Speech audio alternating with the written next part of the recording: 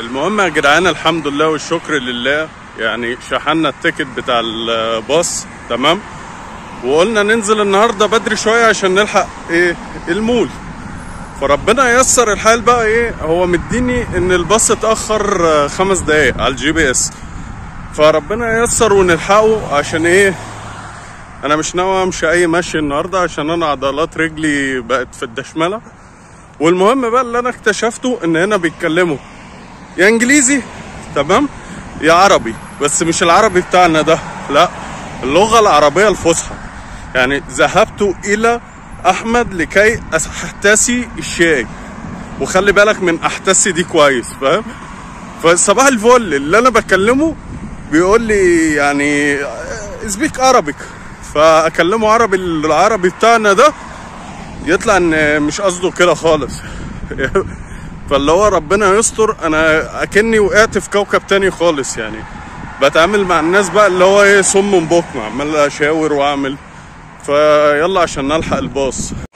والله الواحد شكله كده هيصور فيلم تايه في الامارات. يعني انا المشي هنا في الامارات من غير نت دي حاجه صعبه جدا، ان انت تعرف بقى الاتوبيسات اللي انت هتركبها والكلام ده يعني حوار. لازم يبقى معاك نت عشان ما حدش هنا مش بتقعد تسال وصباح الفل والكلام ده. هو الناس بتجاوب وكل حاجه، بس يعني كله بيتعامل هنا بالنت بتاعه. فالمهم قلت اشحن نت، فشحنت برضو طلع لا، ان انا لازم اشحن اقل حاجه ب50 درهم عشان اعمل جيجا بايت. يعني جيجا واحده ب50 درهم تمام. 50 درهم ده ما يعادل 650 في مصر يعني. فانت تخيل بتاخد جيجا ب650، وعشان بس تعرف انت رايح فين وجاي منين. بس يعني انا مش هفتح حاجه تانية.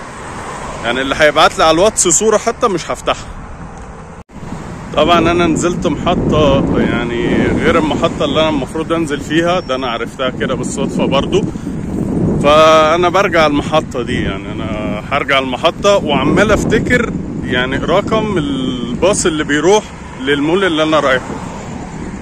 يعني قلبت دماغي شمال ويمين نفسي افتكره، وربنا يسهل بقى ونعرف نتعامل يعني في الحته دي عشان نوصل قبل ما الناس تقفل برضه. عشان شكلي كده انا بروح اسلم وهم بيقفلوا، يعني قفلتوا خلاص تمام يلا سلام يا جدعان، وربنا يسهل ونلحق.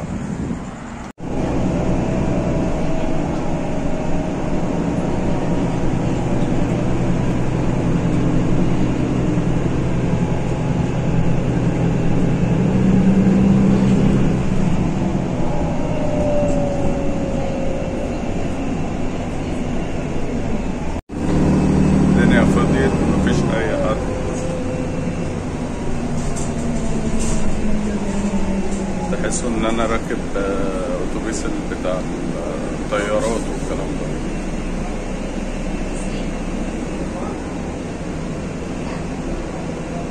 الزرار ده دوت اللي هو لو انت عاوز تنزل بتدوس عليه عشان تنزل. بس دي وسط البلد تقريبا اللي انا مشيتها امبارح. الحمد لله جينا لحقنا المول ودخلنا ولفينا فيه وشكله جامد جدا من جوه، بس انا نسيت اصور الصراحه. كنت ملخوم في كذا حاجه كده، والحمد لله يعني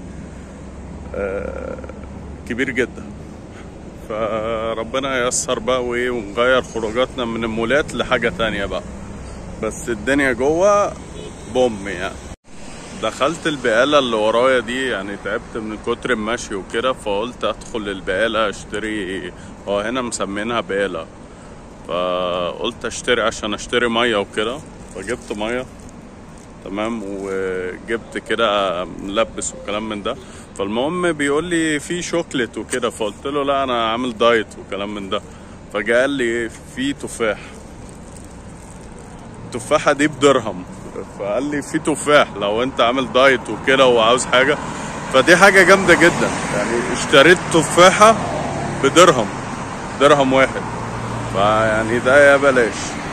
المهم قعدت بقى، طبعا في اي مكان هتلاقي قاعدة كده فيها جنينة وبتاع، وجبت التفاحة تمام. والمية،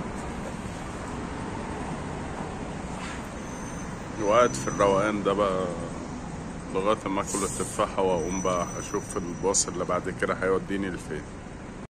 وادينا رجعنا موقف الباص، مستنيين بقى الباص اللي هيروحنا. والواحد ايه يعني اللفة النهاردة كانت اطول بكتير، مع ان بالباص بس اطول، وما تبقاش معانا غير المية. مش عارف بقى دي ينفع اركب بيها ولا ما ينفعش، بس هو ممنوع اي حاجة فوق، حتى اللبانة اللي في بقي لازم ارميها قبل ما اركب. ممنوع اي لبان اكل اي حاجة. وربنا يسهل بقى واخلص اشوف باسكت كده ارمي فيه الحاجة دي. الحمد لله الرحلة النهاردة خلصت.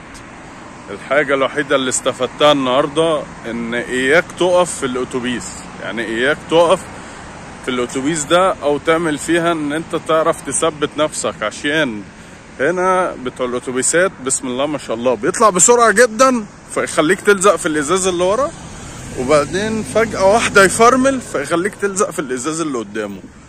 تمام. ومهما مسكت بقى يعني انت يعني راكب لعبة في الميريلاند فاللي هو لا انسى، ما تفكرش تقف في الاتوبيس. حاول تقفش في اي حديدة كده وتحضنها، يا تقعد على كرسي وتمسك نفسك برضه. هنا السواق بسم الله ما شاء الله بتوع الاتوبيسات غلبوا بتوع مصر مليون مرة. فدي معلومة النهاردة.